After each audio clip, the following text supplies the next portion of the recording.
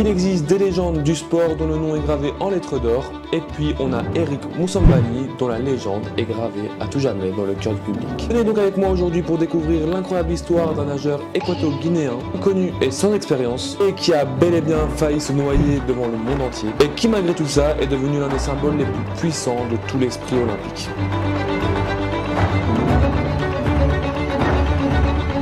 Mais alors, qui est vraiment Eric Moussambani? Nous sommes en 1978 en Guinée équatoriale, un petit pays entre le Gabon et le Cameroun. À l'aube des années 2000, Eric n'a jamais quitté son pays et surtout, le plus important, c'est qu'il n'a jamais vu une piscine olympique de toute sa vie. Mais un jour, tout ça va changer puisqu'il va décider qu'il devra tout simplement participer aux Jeux olympiques des années 2000. Oui, rien que ça, vous avez bien entendu, Eric était vraiment ambitieux alors qu'il faut le dire, il ne vivait pas du tout dans un pays dont la natation est le sport national. Mais tout ça ne va évidemment pas l'arrêter, sinon l'histoire serait beaucoup trop courte. Et il va commencer à s'entraîner dans une piscine d'hôtel de seulement 12 mètres, sachant qu'une piscine olympique fait à peu près 50 mètres de long. Et tout ça, bien évidemment, vous en doutez, sans coach, ni matériel et zéro technique. Mais une chose est sûre, il a une volonté de faire et une opportunité en or qui sont les Jeux olympiques de Sydney en 2000.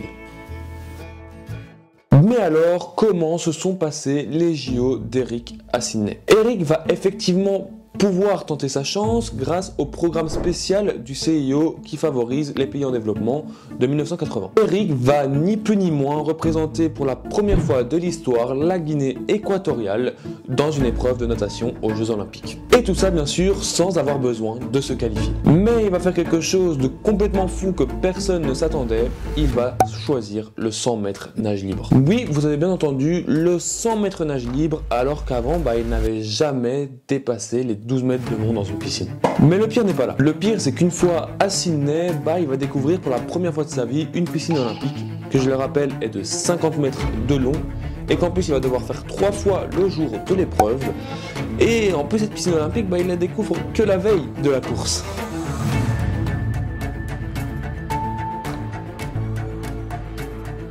Le grand jour est arrivé, la course c'est maintenant, Eric est sur le plot de départ et quelque chose de totalement inimaginable va se produire puisque les deux autres nageurs de la série d'Eric vont être disqualifiés pour un faux départ. Oui, les deux autres nageurs, vous avez bien entendu. Et cela veut dire donc qu'Eric va devoir nager tout seul devant les yeux du monde entier. Il se jette donc à l'eau en plongeant et il est lent.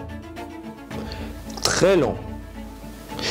Même extrêmement lent. Son style est carrément chaotique, il s'épuise, il boit la tasse et j'en passe. On arrive maintenant à mi-parcours et Eric est complètement à bout de souffle. Le public retient son souffle, il n'y a carrément plus aucun bruit dans la piscine. Certains commencent même à croire qu'Eric va finir par se noyer. Mais ce serait très mal connaître Eric qui continue et qui ne lâche rien malgré la grosse fatigue. Il lutte encore et encore et se bat contre tout. Il se bat contre l'eau dans un premier temps, contre la peur de se noyer et surtout contre l'humiliation qu'il est en train de subir. À 1 minute et 52 secondes, Eric peut enfin respirer et toucher le mur du bassin. Il se rend compte alors qu'il a fait plus du double du temps des meilleurs nageurs de la session. Mais à ce moment-là, il ne le sait pas encore, mais il va vivre le plus beau moment de sa vie et devenir l'une des plus grandes légendes de tous les Jeux Olympiques. Au moment où il touche le mur, le public explose et c'est carrément une standing ovation qui commence pour Eric Moussambani.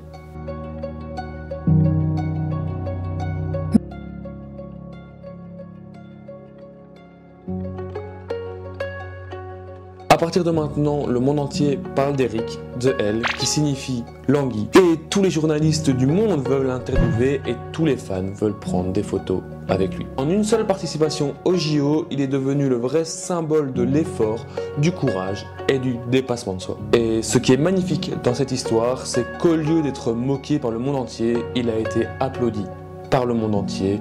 Et c'est ça qui fait la beauté du sport. Il incarne au final ce que beaucoup ont oublié, c'est que les Jeux Olympiques ne sont pas juste là pour les médailles, mais aussi pour l'esprit humain. Mais alors la question qu'on pourrait se poser, c'est est-ce qu'après la course, est-ce qu'il a continué? Donc oui, il a continué, il a même battu des records nationaux en natation et est même devenu plus tard l'entraîneur de l'équipe nationale de natation de Guinée équatoriale. C'est un peu un héros à sa manière. Certes, Eric n'a jamais gagné de médaille olympique, mais une chose est sûre, il a gagné quelque chose de plus important.